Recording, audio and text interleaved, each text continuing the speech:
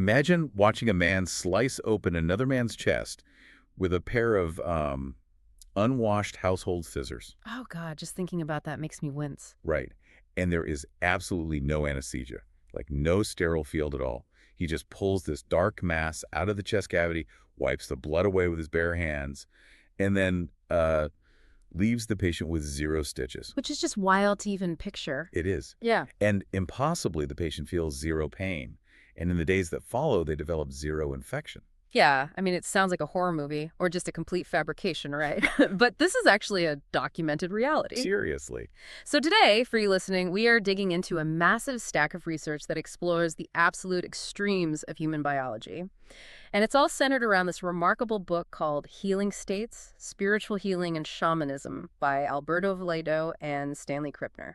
Because, we usually think of the limits of the human body as these hard, unbreakable physical laws, like fire burns human skin, a knife cutting through muscle causes pain. Right, it's binary. Exactly, it's predictable. Yeah. And honestly, it's kind of comforting because we know exactly where the boundaries are, but the source material we are diving into today takes that entire rulebook and just, well, sets it on fire. It really does. We are looking at this breathtaking intersection of ancient shamanic wisdom and modern medicine. Which is such a cool crossover. It is. Yeah. And while the stories we're going to explore might sound completely supernatural on the surface, our goal in this deep dive is to pull back the curtain on the profound mind-body connection. Yeah, to see what's actually happening under the hood. Exactly. We want to look at the actual underlying mechanisms of how the human brain can engage in the ultimate forms of self-regulation. So to understand how the mind can literally override the physical constraints of the body, we have to start by looking at how altered states of consciousness can bypass our normal everyday limits. Right, the psychological side of it. Yeah.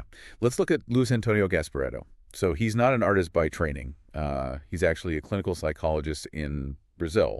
But he enters this trance state where he purportedly channels the spirits of deceased master painters. And the conditions under which he works are what make this just baffling. I mean, he operates in a room so dark that observers cannot even distinguish the colors of the paint on his palette. Yeah, they have classical music playing. He closes his eyes, and he just starts drawing at this furious, like, almost violent pace. In pitch black. Basically. And in under 10 minutes, he produces a complete painting and signs it Claude Monet, or Picasso, or Modigliani. And the signatures are virtually identical to the historical artists. It's crazy. The sources describe him painting multiple canvases simultaneously, using his left hand, his right hand, and this is the part that gets me. He actually uses his feet. Wait, his feet? Yeah. He painted a portrait and signed it Renoir using only his toes. He claimed his spirit guides told him to study ballet for a year just to get the foot dexterity. Wow. Because, Renoir's hands were famously crippled by arthritis late in life. It's just a staggering display of motor control. I mean, ballet for your toes. Okay, let's unpack this, because my rational brain is having a really hard time with the foot painting thing. I don't blame you. Like, how much of this is some supernatural channeling? How much is just a deeply buried subroutine in his own brain? Could this just be a highly complex form of state-dependent learning? That's a really good question. Because we know that in cases of dissociative identity disorder, different alters can have completely different skills, like different handwriting, sometimes even different eyeglass prescription. Yeah, their biology literally shifts. Right.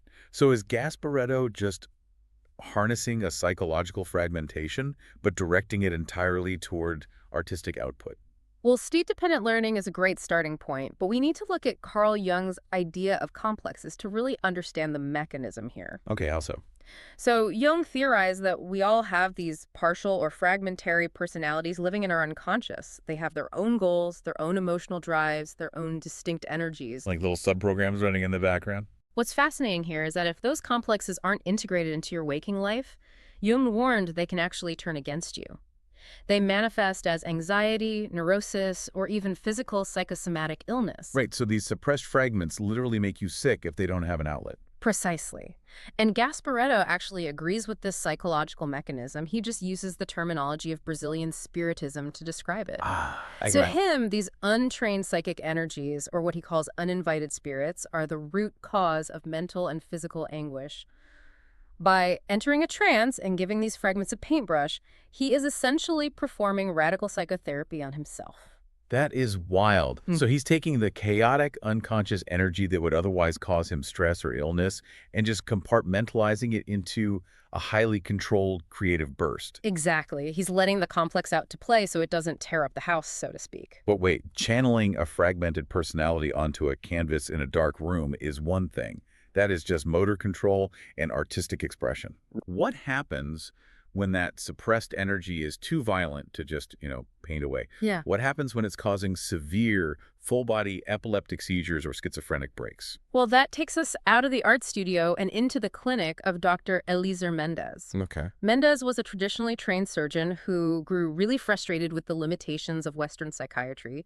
So he shifted to a therapeutic community outside of Sao Paulo, treating patients diagnosed with severe epilepsy and schizophrenia. And instead of heavily medicating these patients to suppress their episodes, Mendez does the exact opposite, right?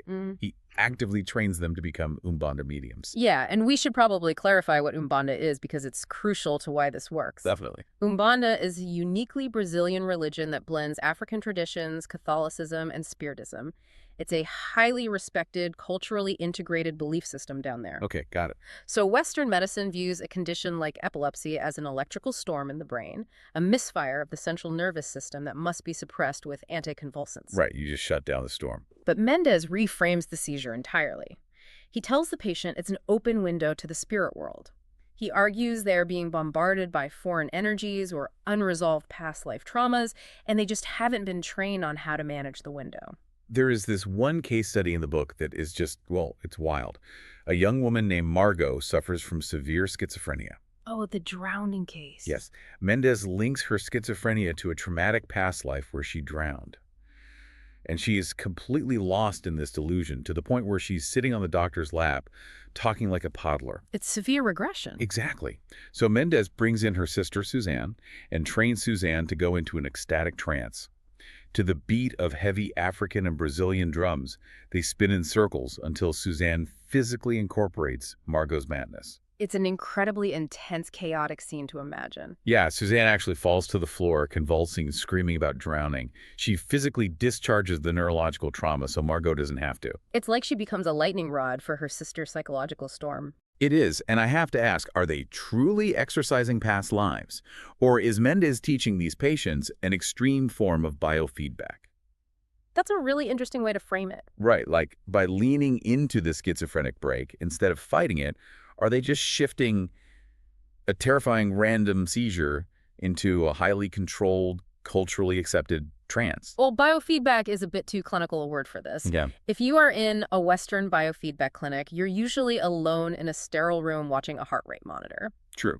What Mendez is doing is psychosocial integration. He relies on the drums, the community, the physical exhaustion.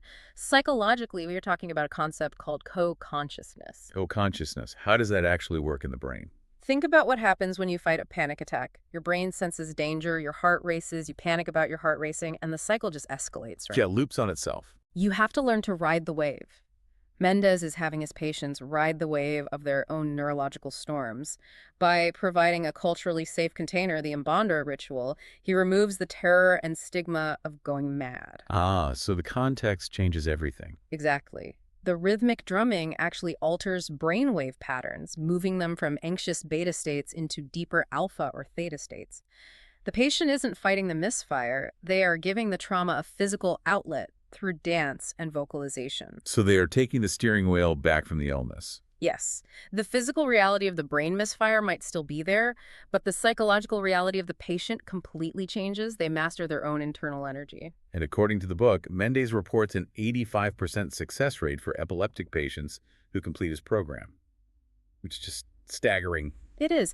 You know, as fascinating as psychological control is, the Western medical model usually draws a hard line when it comes to severe physical tissue damage. Which brings us right back to that guy with the household scissors from the beginning. Yeah, the psychic surgery. Because psychological control is one thing, but can absolute belief actually alter physical tissue?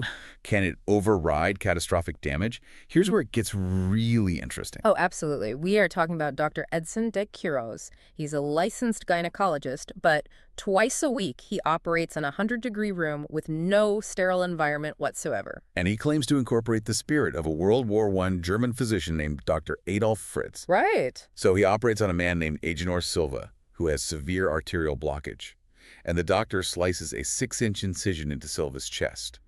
No anesthesia, no painkillers at all. Straight in. He sticks 3 large syringe needles into the chest cavity and pulls out a mass. And Silva's just lying there, completely calm. Dr. Fritz wipes the blood off, slaps a bandage on it, and says the man is cured. It defies belief. And then later he removes a golf ball-sized breast cancer tumor from a woman using just his bare, bloody thumb and index finger. She feels nothing more than a tickle. How is the human body completely ignoring catastrophic tissue damage? It's like they have a biological force field. Well, it's less like a force field and more like a switchboard operator. If we connect this to the bigger picture, we have to look at the gate control theory of pain. Okay, the gate control theory. Walk me through that.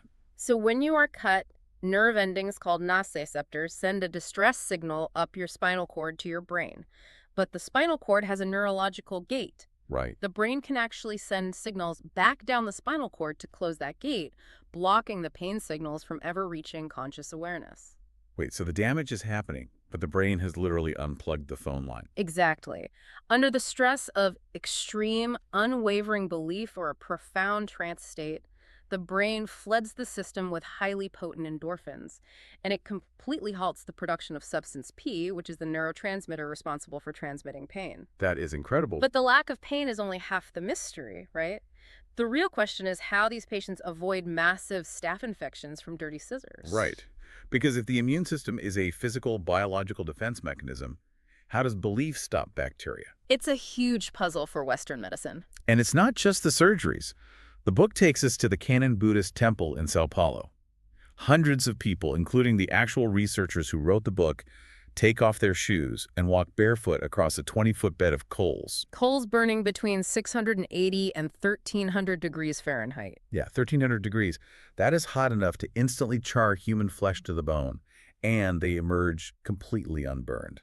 Now, skeptics usually point to the Leidenfrost principle to explain the firewalking. The Leidenfrost principle, that's the thing where water skitters across a hot pan, right? Like when you're cooking. Yes, exactly. The theory is that the natural moisture or sweat on the bottom of the foot instantly vaporizes when it hits the coals. That vapor creates a microscopic, temporary layer of gas that insulates the foot from the heat. Oh, okay. That actually makes sense. It makes sense for a quick running step, but it completely fails to explain the monks who literally stand still or even kneel in the burning coals for minutes at a time. The Leidenfrost vapor layer breaks down after a few seconds. Oh, wow. So if it's not physics protecting the foot, what is the physiological mechanism? The leading theory among researchers in psychoneuroimmunology is that the central nervous system, when locked into an absolute state of belief, can suppress the inflammatory cascade at a cellular level. The inflammatory cascade, so like swelling and blistering. Right. When tissue is burned or cut, the body normally rushes blood, plasma, and white blood cells to the area, causing swelling, blistering, and redness. But in these extreme trance states, the brain simply refuses to send the signal for inflammation. So the body absorbs the raw thermal energy of the coals or the kinetic energy of the scalpel, but the brain halts the biological translation into tissue damage. Exactly. The physical reality of the fire or the knife is entirely secondary to the psychological reality of the patient. If the brain doesn't authorize the blister doesn't form. That is just mind-blowing. So the physical reality is secondary. Yeah, but you have to remember, you can't just wake up on a Tuesday and decide to ignore fire or slice open your arm without consequences. I mean, I wasn't going to try it, but good to know. Achieving that level of autonomic nervous system control requires a rigorous, holistic framework. You have to train the brain to achieve that absolute balance. Which is how we end up in the deserts of Peru, looking at the ancient practices of the shamans. The researcher's apprentice under Don Eduardo Calderon. And this is where all the disparate pieces, the trances, the pain suppression, the mental healing, finally snap together into a unified worldview. Right. Don Eduardo uses an altar called a mesa. It's a collection of power objects laid out on a cloth. But it's not just a table of trinkets. It's a symbolic map of the human psyche. How does that work? The left side represents the field of the dark, the unconscious, the fears. The right side is the field of the light, the rational, waking world, and the center is the neutral balance. Okay, left, right, and center. Don Eduardo's entire philosophy is that illness occurs when a person is stuck too far in the dark or too far in the light. And he takes the researchers to the Nazca lines and has them drink a brew made from the San Pedro cactus. Now, the San Pedro cactus contains powerful psychoactive alkaloids like mescaline. Yeah, it's a very potent hallucinogen. But for the shaman, the goal isn't to hallucinate dragons or whatever. The cactus is a chemical tool to remove the cultural blinders.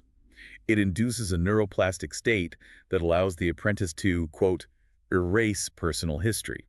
That concept of erasing personal history is vital.